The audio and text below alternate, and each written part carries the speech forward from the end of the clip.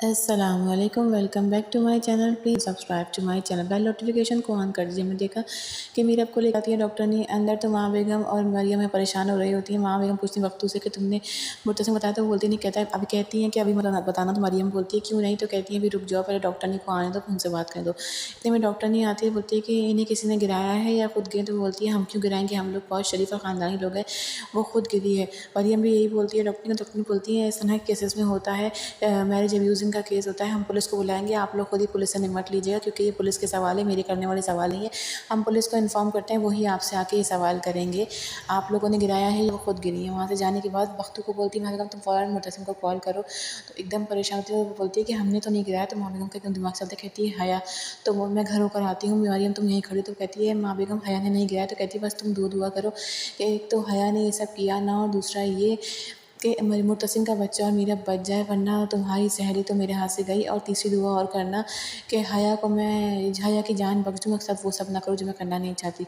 बस मैं तुम यही रुको, मैं होकर आती हूँ। माँ बेगम वहाँ से जाती हैं तो मरियम परेशान में खड़ी होती है कि अगर ये सब कुछ हया ने किया होगा तो माँ बेगम के साथ क्या करेंगी।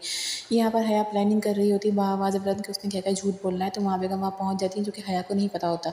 हया वहाँ कहती है कि मैं बोल दूँगी कि मैं और मीरा पर मजाक कर रहे थे, हमें शर्त लगी और ये हुआ, वो सब कुछ प्लानिंग कर रही होती है। माँ बेगम चुपचाप वहाँ खड़ी सुनती रहती है। जैसे ही प्लानिंग पूरी होती कहती है हाँ ये सब ठीक है, मैं यही बोल दूँगी। माँ बेगम वो सुन के जैसे उसकी बात कहती है हाँ सोच लिया क्या बोलना है।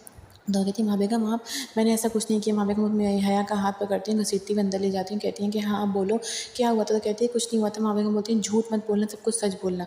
तो वो फिर झूठ बोलना शुरू करती है कि हम दोनों का मजाक हुआ। तो कहती है तुम्हारा और मीरा का मजाक तो है नहीं, कर लेंगे, हम दोनों की शर्त लगी थी और मुझे चैलेंज कर रही थी। कहेंगे अच्छा तो तुमने चैलेंज एक्सेप्ट कर लिया। तो बोलती है हाँ मैं माँ बेगम मैंने चैलेंज एक्सेप्ट कर लिया था, और हम दोनों में शर्त लगी थी। तो मैं उसे मना कर रही थी, तुम सीढ़ियों में भागते भागते मेरे पीछे आ गई, सीढ़ियों में चढ़ने लगी, मैं मना करने लगी सीढ़ियों में मत, मैं तुम्हारा मोबाइल देती हूँ आके नीचे। लेकिन उसने मेरी एक ना सुनी और वो ऊपर आ गई, उसका पैर स्लिप हो गया। माँ बेगम बोलेंगी तो बस कर दो हया, कितने झूठ बोलोगी, तुमसे कहा है ना झूठी। तो कहती मैं झूठ नहीं बोल रही। इतने में माँ बेगम मासी को आवाज़ देके बुलाती हैं। तो कहती है कि तुमने इसे तेल साफ़ नहीं किया। कहती कौन सा तेल माँ बेगम। तो वो पैसे निकाल के माँ बेगम कहने पे देती है। माँ बेगम बोलती है कि तुमने तेल साफ़ करने के पैसे दिए। तो कहती नहीं मैंने कोई पैसे नहीं दिए। वो पैसे नहीं देती है। जैसी मासी माँ बेगम बोलती है हाँ बोल दो, तुम इस पैसों को भी नहीं जानती। कहती माँ बेगम झूठ बोल रही है, मैंने ऐसा कुछ भी नहीं किया। माँ बेगम बोलती है जाओ तुम यहाँ से जाओ। अब फिर आवाज़ देती है वीना भाग कर इधर आओ फ़ौरन। जैसे ही वीना भागती होती है, कहती है वीना तुम्हारे हाथ में क्या है। तो कहती है कि वो हया बीवी के तावीज़ है। वो उसके हाथ तावीज़ लेकर जैसे पोटली पलटती हैं। माँ बेगम बोलती हैं बोल दो ये भी तुम्हारे नहीं है, किसी और के हैं। वहीं पे खड़ी हुई हया ज़ारू कतार रो रही होती है। माँ बेगम बोलती हैं कि जिस थाली में खाती हो उसी में छेद करती हो, तुमने हमारे ही घर पे काला जादू टोने करने शुरू कर दिए। मुझे लगता है मुर्तसिम की कार का जो एक्सीडेंट हुआ था वो भी तुमने की। जिस पर हया बोलती है कि नहीं मुर्तसिम को कोई नुकसान नहीं पहुँचा सकती। माँ बेगम बोलती हैं कि झूठ मत बोलो, तुम जैसी लड़की किसी को कुछ कर सकती है, तुम झूठ बोल रही हो। तुमने तो बहुत ही मेरी परवरिश का फ़ायदा उठाया है। अब मैंने तुम्हारे लिए फ़ैसला किया है कि तुम इस घर से जा रही हो गाँव। तो पैरों में गिर जाती है। माँ बेगम पाँव में कुछ प्लीज़ मुझे मत भेजो। बख्तू को बोलती है माँ बेगम कि मैं अस्पताल जाऊँगी, जब मैं वापस आऊँ तो मुझे ये लड़की इस घर में नज़र नहीं आनी चाहिए, तो मुझे गाँव छोड़ा। बख्तू बोलता है जी ठीक है। हया का रोना भी नहीं सुनती। माँ बेगम बोलती है कि वो झूठ बोल रही है, माँ बनने वाली नहीं है, आप लोगों के सामने बहुत ज़्यादा। माँ बेगम बोलती तुम चुप हो जाओ और तुम फ़ौरन यहाँ से निकल जाओ, उसे गाँव छोड़ कर आओ। जैसे ही माँ बेगम जाती हैं तो हया वहाँ से रोती हुई बाहर निकलती है। बख्तू जाता है वीना के पास और कहता है कि मैं बाहर जा रहा हूँ, तुम बीवी साहिबा को लेकर बाहर आ जाओ। वक्तों के जाने के बाद वहीं खड़ी रो रही होती है हया। इस पे वीना आती है और उसको पकड़ के बाहर ले जाती है। मुर्तसिम पहुंचता है अस्पताल तो मरियम वहीं होती है। कहता है क्या हुआ। तो कहती है कुछ नहीं, मीरब गिर गई थी सीढ़ियों से, इसलिए डॉक्टर उनको चेकअप कर रहे हैं। तो चेकअप के बाद पता चलेगा क्या हुआ है क्या नहीं। वहीं खड़े हुए होते हैं तो पीछे से डॉक्टर ने पुलिस को लेकर आती। पुलिस बोलता है मुर्तसिम साहब हम आपकी बहुत इज्जत करते हैं, लेकिन ये मैरिज अब्यूजिंग का केस है, आपको हमारे सवाल के जवाब देने पड़ेंगे, हमें ताउन करना पड़ेगा। तो मुर्तसिम बोलता है आप जाओ मैं आ रहा हूँ। मुर्तसिम जाता है मरियम के करीब और कहता है कि मुझे सच सच बताओ वहाँ क्या हुआ था। तो मीरा बोलती है, इस पर मरियम बोलती है मुझे ज़्यादा नहीं पता। कहते जितना पता है उतना बताओ। तो मरियम बताती है कि चीखों की आवाज़, जब मैं वहाँ गई तो मीरा नीचे गिरी हुई थी और वहाँ पर हया भी थी। हया का नाम सुनते ही मुर्तसिम समझ जाता है कि सब हया ने किया। घूर के देखता है मरियम की तरफ और पुलिस वालों के पास चला जाता है। यहाँ पर परेशान खड़ी होती है। हया जाते सोचती है कि तुम ये मत समझ, चलिए मैं वापस ज़रूर आऊँगी, मुर्तसिम कभी नहीं छोड़ूंगी। बख्तू देख रहा होता है कि ये रो रही हैं।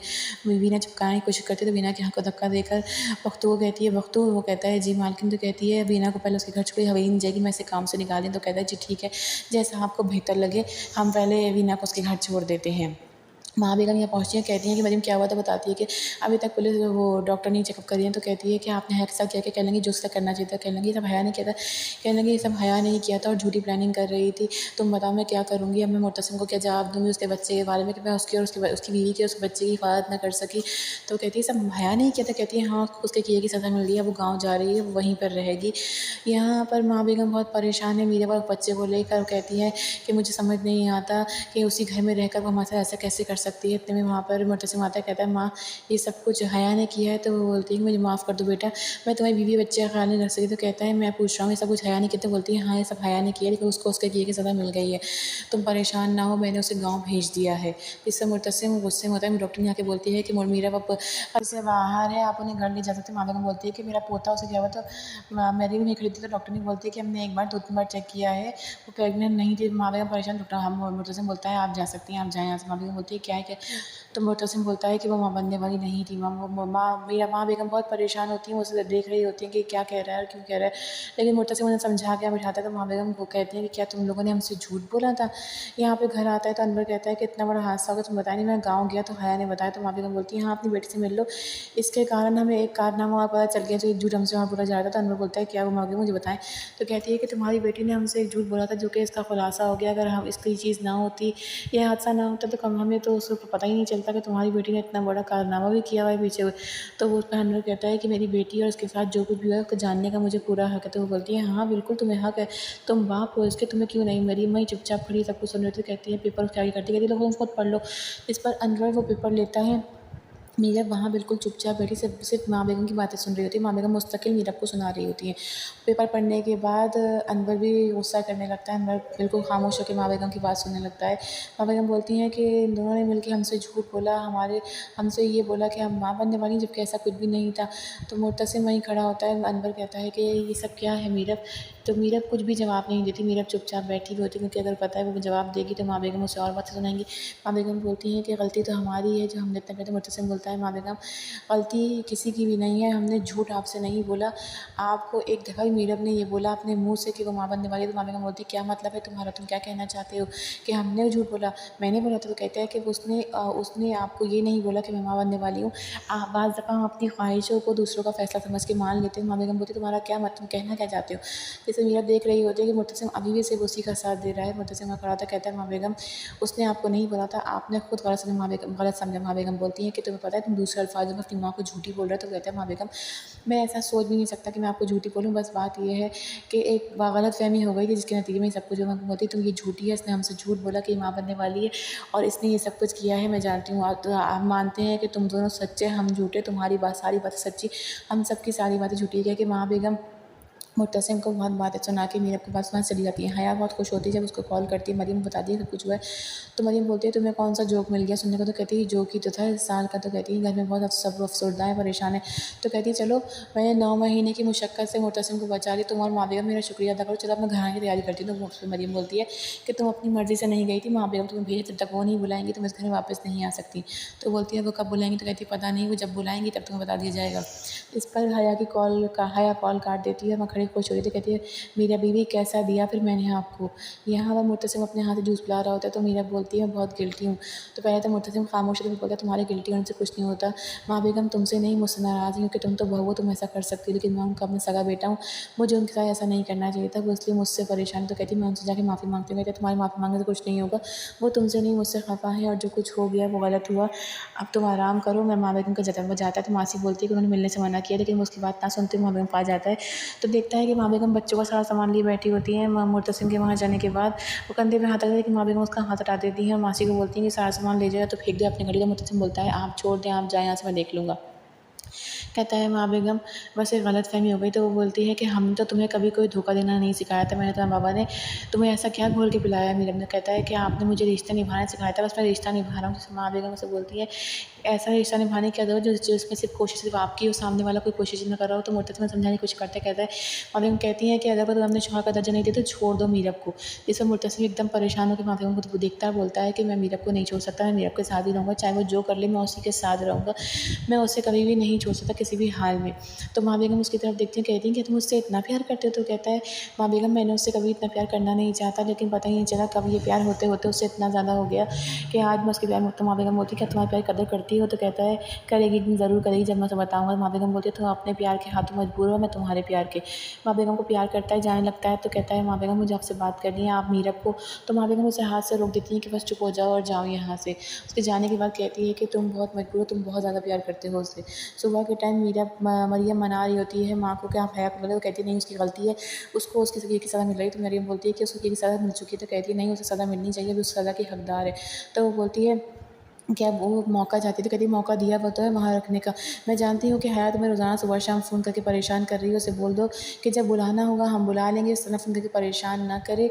और अगर मीरब की तरबियत बात उठेगी तो मेरा नाम नहीं आएगा, लेकिन अगर हया कुछ करेगी तो मेरी तरबियत पे उँगली उठेगी। मैं अपनी तरबियत पे उँगली उठते हुए नहीं देख सकती।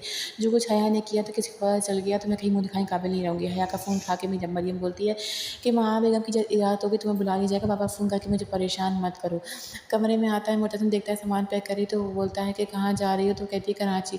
तो वो पहले तो उसे घूर के देख रहा होता है, फिर उसे बोलता है कि घर छोड़कर जा रही हो? तो कहती है हाँ घर छोड़ कर जा रही हूँ, लेकिन तुम्हारे साथ। कहता है मेरे साथ क्या मतलब? तो कहती है अगर तुमने मुझे नहीं लेके नहीं जाना तो बता, मैं चली जाऊँगी। तो कहता है नहीं मैं साथ चलता हूँ। तो कहती है क्या हुआ, डर गए? तुम्हें लगता है कि वापस नहीं आऊँगी? कहते हैं अगर मैं डर भी गया हूँ तो ये डर भी कितना अच्छा डर है ना, कि मैं डर में भी तुम्हें खोना नहीं चाहता। तुम्हें तो खुश होना चाहिए कि मैं इस डर के मारे भी तुम्हें किसी कीमत पे खोना नहीं चाहता। ये बातें बोल के मुतसिम मीरब को देख रहा होता है, मीरब उसे देख रही होती है। मुतसिम बाहर चला जाता है। मीरब सोचती है कि ये कैसा इंसान है, अभी भी मुझसे प्यार कर रहा है। मुतसिम और मीरब बाहर निकलते हैं। माँ बेगम खड़ी होती है तो माँ बेगम को कहता है मुतसिम कि हम जा रहे हैं। तो कहती है अच्छा खैर से जाओ, वैसे भी इस समय बच्चा खोया है, इसके लिए माहौल चेंज होना बहुत ज़रूरी है।